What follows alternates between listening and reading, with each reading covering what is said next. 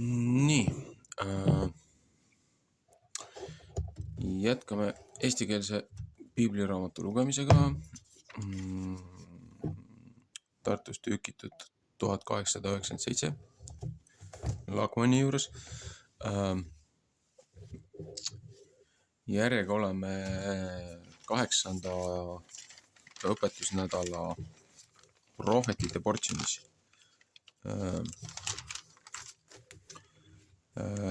See on siis Hosea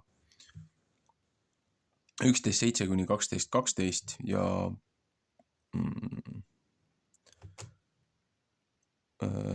teise ma teen eraldi, mis on Obadiah raamat või see 1.1 kuni 21. Et see ongi lihtsalt eraldi üks väike osa. Nii.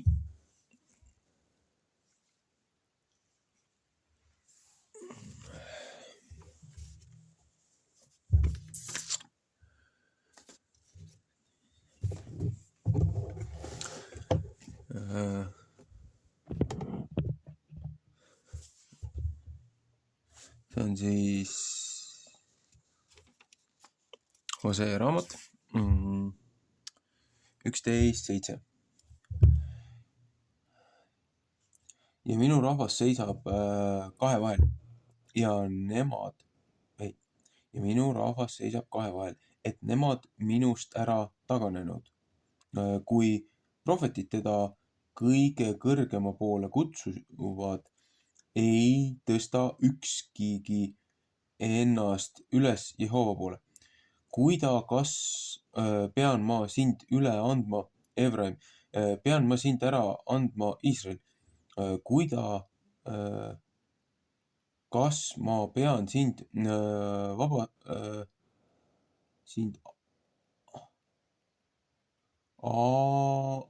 Adama linna sarnaseks tegema?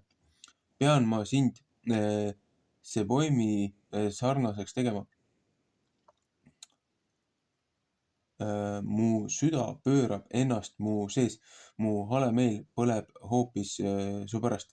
1. Mooses 19, 24-25, Jeremaia 31-20. Mina ei taha mitte oma tulist viha mööda teha, mina ei taha mitte oma tulist viha mööda teha. Ei, ma taha Efraimi jälle ära rikkuda, sest mina olen Jumal ja ei mitte inimene.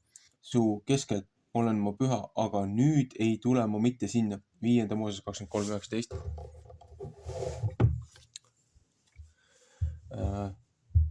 Nemad võtavad Jehova järelkäija, kes kui lõukoer möörgab. Kui tema möörab, siis tulevad tema lapsed värisedes mere poolt. Värisedes peavad nemad tulema kui linnud Egiptuse maalt ja Assuri maalt kui tuikesed ja ma tahan neid panna elama nende kodade sisse. See on Jehova sõna. 12. peatükk. Iisraeli ära taganemine, manitsus ja nuhtlus.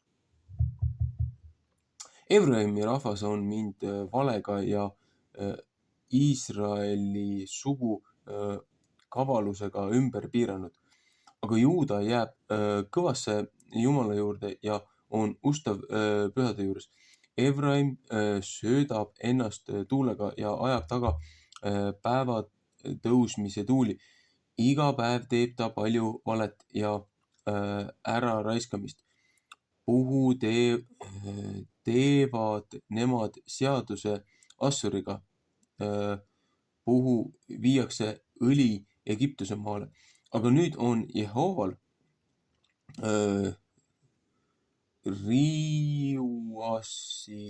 riiuasi Juudaga, et ta võtab Jaakobi kätte näha tema viisisid mööda. Tema tegusid mööda tahab ta nende kätte tasuda. Ema ihus hakkas ta oma venna kannast kinni ja oma jõuga võitles ta Jumalaga kui vürst. Esimese Moosese 25, 22, 26 ja 32, 39. Ja ta võitles kui vürst ingliga ja sai võimust. Ta nutis ja palus teda alandlikult Peetselist, leidis ta teda ja seal rääkis ta meiega. Ja Jehova on vägede Jumal, Jehova on tema mälestus. Sellepärast pööra sina ennast oma Jumala läbi, pea heldust ja õigust ja oota oma Jumalat alati.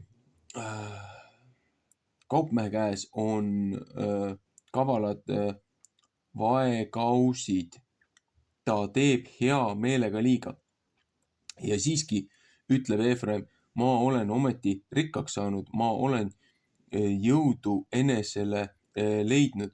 Kõige mu verevaeva sees ei leia nemad mitte minust ülekohut, mis patt oleks. Ilmutuse 3.17.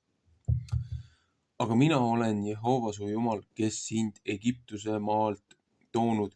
Ma tahan jälle sind panna elama telkide sisse, nõnda kui enne muisti seatud ajal. Ja ma olen rääkinud prohvetite vastu ja mina olen palju nägemisi andnud ja prohvetite läbi tähendamisi rääkinud. Kas Gileadi ja Aaveni rahvas üksipäinis tühjad olnud? Gilgalis tapavad nemad ka härgi, ka nende altarid on kui viljahunnikud põlluvagude peal. Psalm 6, 8 ja 10. Esimene 10.1 äkki. Jeremaia 11.13.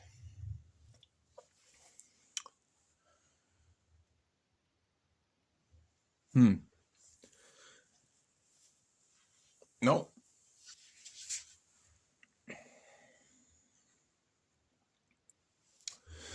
Prohvet ju manitseb siin nii siis kaheks jagatud kuningriiki, nii põhja kui lõuna poolt. Põhja pool on siis Efraim ja lõuna pool on siis see Juuda kuningriik, nagu nende hõimude järgi ja territooriumi järgi. Ja prohvet ütleb, et näed, põhja pool te olete jube rikkaks saanud. Te elate väga hästi ja arvate, et keegi ei näe teie valesi läbi. Aga teie kaalud, ütleb, et kavalalt vaekausid, et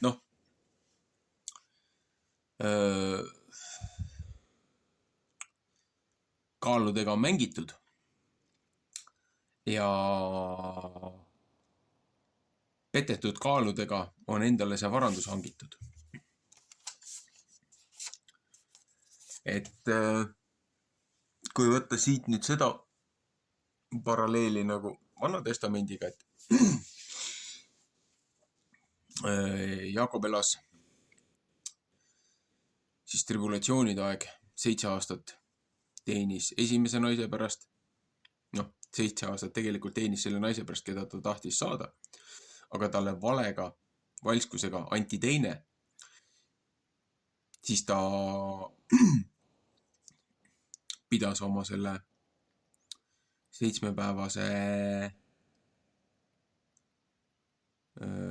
pulmanädala ära ja teenis veel 7 aastat. Huvitav on see, et see 7 päeva võrdlus, mis siin vahel on, mina võiks selle isegi kalendrilises mõttes võtta see, kus on see aastate vahel pannakse see liignädal, et 7 päeva reeglit ei murraks. Mitte liigkuu, mitte 13. kuu. Aga see selleks. Aga et 7 aastat teenis, anti vale naine, teenis veel 7 aastat, sai selle naise, keda ta tahtis.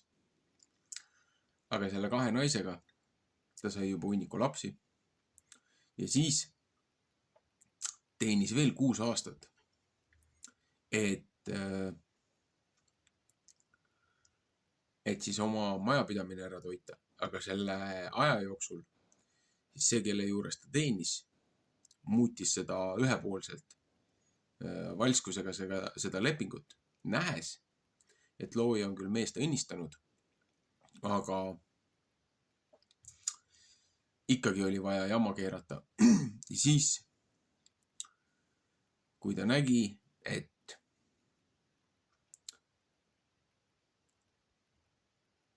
ta ei ole meeltmööda maja peremehele,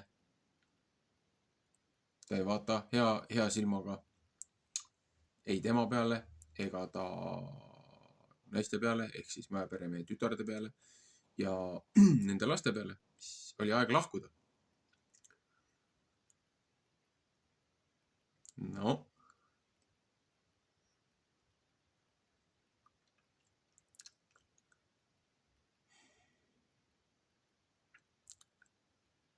Aga mis meil siin tänapäeval on? Meid on valede ja valskuste ja pettustega on meid aetud see kriitilisse massi.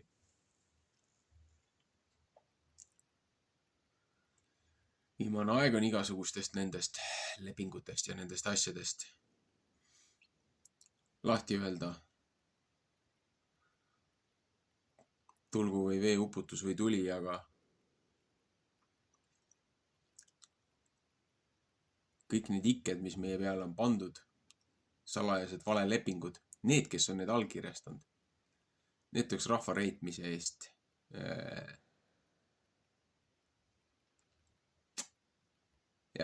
surmanuhtlus.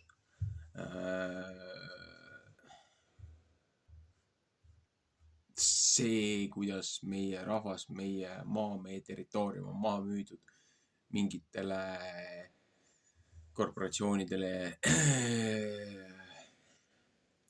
jutumärkides eliitidele, perekondadele, pangandusmaffia kartellidele.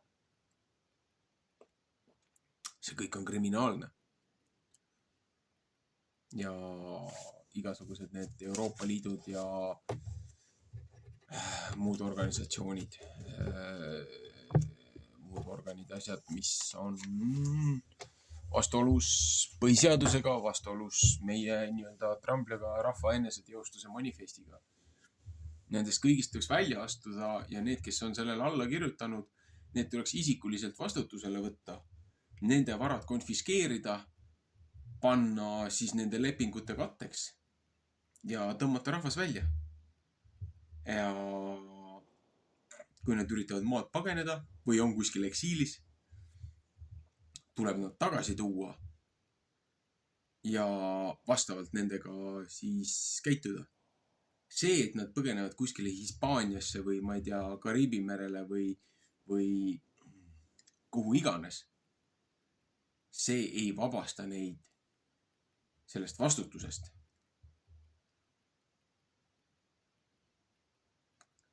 Nii et mõtlemisainet on, kes igasuguseid poliitilisi loosungeid ja kampaaniaid hakkavad välja viskama järgmiste valimiste aeg. Tegelikult on vaja võtta need inimesed vastutusel, kes on selle jama kokku keeranud. Kui järgmine seltskond, me ei räägi tagakiusamisest, me ei räägi siin ülekohtust, aga põhiseaduse raames rahva eneseteostuse ja säilimise triambloa aspektis. Need, kes on selle rahva reetnud, kes on selle maa maha müünud, selle rahva maha müünud, selle territooriumi ära lõhestanud, need inimesed tuleks võtta vastutusele täielikult oma varadega. Samamoodi konfiskeerida nende pangakontod, arestida nende varad, nagu nemad tegid rahvaga, kes ei olnud nõus maksma eraomandimaksu. Inimestel on pangakontod arestitud, sellepärast et nad ei ole nõus mootorsõiduki maksu maksma, mis on iseenesest juba rööv. Ameerikas tegelikult on see läheb räketiiringu, maffia, Rico klausli alla. Ehk siis katuse pakkumise alla. Et sina maksad meile, et sa saaksid oma vara omada või et sa saaksid tegutseda. See on katuse pakkumine, see on maffia taktika. Ja see ei ole õige. Eelkõige veel, eriti veel siis, kui see raha läheb kuskile läbi mingisuguste puhverduste nende endi taskusse ja siis väidetakse, et siin kuradi aidatakse võõrriike või mingeid, tambitakse kinni mingeid sõjakonflikte. Kunagi kevades oli siuke huvitav ütlus. Ma ei tea täna, mis on selle mehe nagu aated või seisukohad, aga siuke Tegelinski nagu tollel hetkel karakteri nimi Tõnisson ütles, et poisid, ei lähe võõrale õuele kaklema, et marss oma õuele tagasi. Et täpselt nii on. Mitte mingisugust õigust ei ole saata meie poisse ja tüdrukuid võõrriigi territooriumile kuskile mingit riigipööret tegema või kedagi mingit rahvamassi maha suruma. Seepärast, et karistusena see tuleb meile omale tagasi. Nagu meil oleks vähe seda siin Eestis tehtud juba.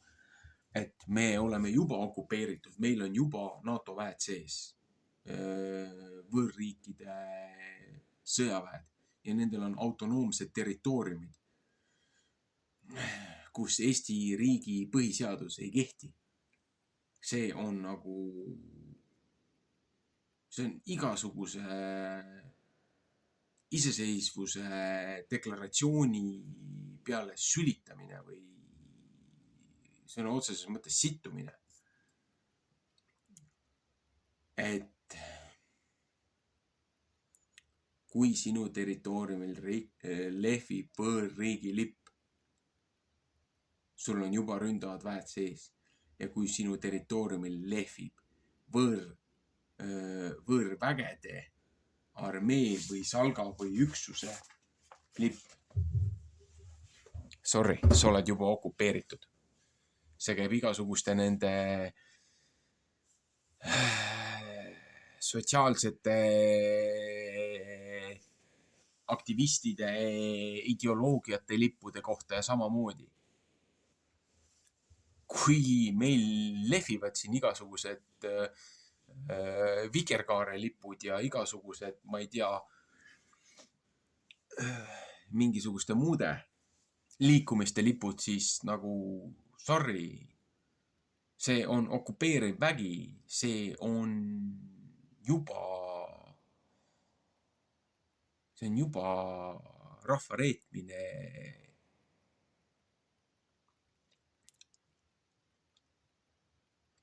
Ja sellega peaks vastavalt tegutsema.